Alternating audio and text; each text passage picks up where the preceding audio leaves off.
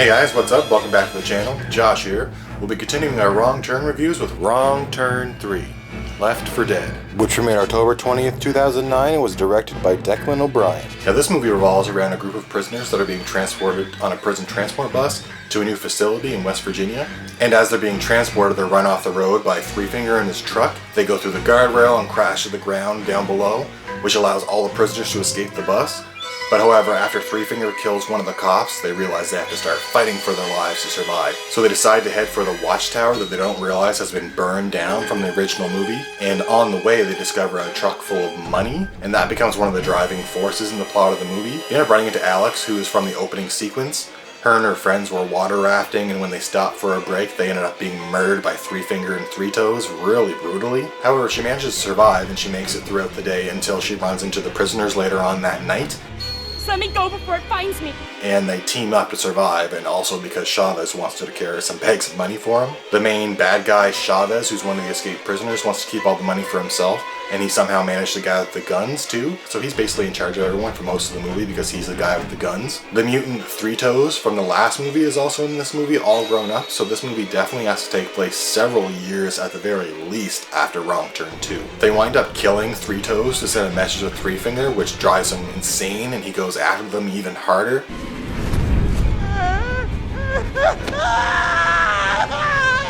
So most of this movie is basically just spent walking around in the woods and listening to Chavez complain and bark orders at everyone.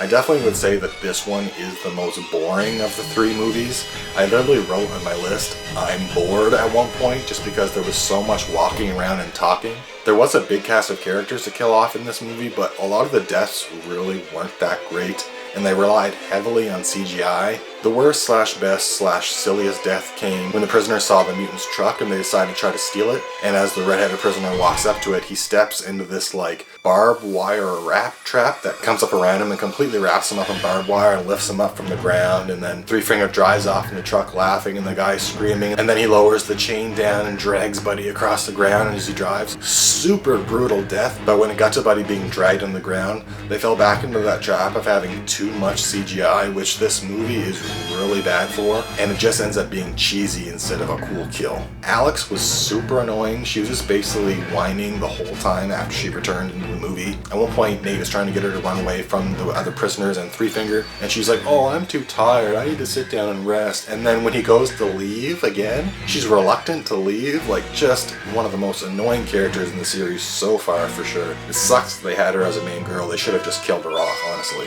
Something else about this movie that kind of bugged me was that this is the third movie in the franchise, and so far, at least like 4 people have escaped in previous films and survived and were able to escape and tell the cops what happened. And even in the first movie, in the post-credit sequence, a cop went to the scene and ended up getting killed by Three Finger. So after all of these people escaped and reported these crazy killers in this woods in West Virginia, how does nobody know that this is going on?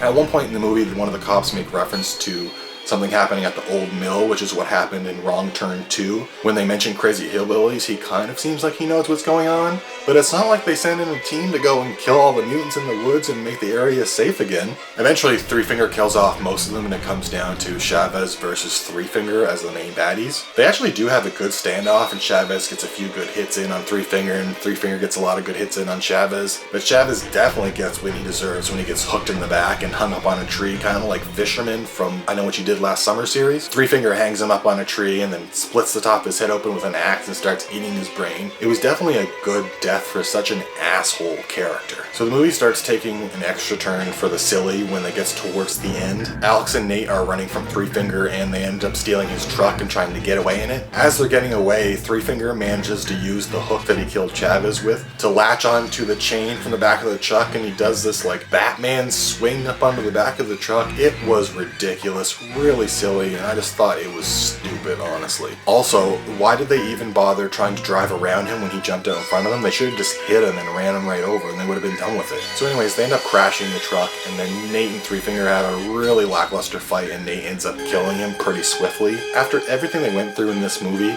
Nate is just able to kill Three Finger in like 2 seconds in their fight. I was definitely disappointed by that. So after the battle with Three Finger, they're just kind of resting on the ground, and all the cops show up and the movie ends. But then we get a post-credit scene that shows that Nate actually had left some money inside the van from earlier, and he's actually not a good guy. Instead of taking the money to the police and turning it in, he was planning on using it for like vacations and women and stuff like that. So as Nate is gathering all the cash and getting ready to leave, one of the prisoners who survived earlier in the movie shoots him in the back with an arrow and kills him. Prisoner Brandon starts laughing about how Nate was kind of a fool for trusting him, and he starts gathering up all the money. But then at the very last moment, we see who I presume is Three Finger walking up behind him with a bloody mace. And as the scene fades out, you hear Three Finger crack the guy with the mace, and you hear a bloody scream as the movie ends. I actually think that's great because I didn't like this character at all, and I don't care if he really survives or not in this movie. So for the main character to kind of die in the post-credit scene, I'm okay with it because honestly all of the characters in this movie kind of sucked. The only one of them that really stands out at all is Three Finger and Chavez, just because they were kind of like bigger than life personality characters,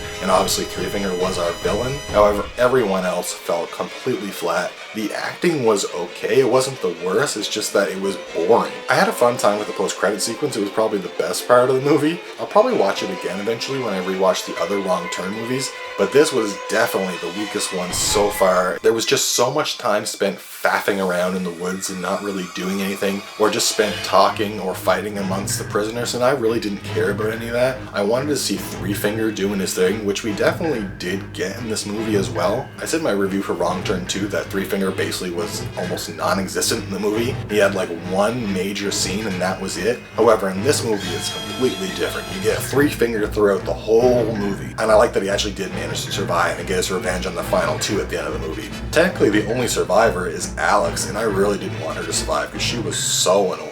Definitely reminded me of the female fiance character from the first movie. I think I liked the story better in Wrong Turn 3, but it really wasn't executed the best. The story in Wrong Turn 2 with the reality TV show was kind of weird, but they executed it in a way that I enjoyed it and had a good time. However, this plot with the prison bus crashing and them escaping, it should have probably been a better movie, but I don't know if it was the acting or just the way the story ended up playing out. It really fell flat, and a lot of the movie just kind of felt bland. Alright guys, did you like Wrong Turn 3 Left 4 Dead? Let me know in the comment section down below what you thought, and leave a like if you liked the review because it really helps out the channel. Alright guys, until the next one, have a good one.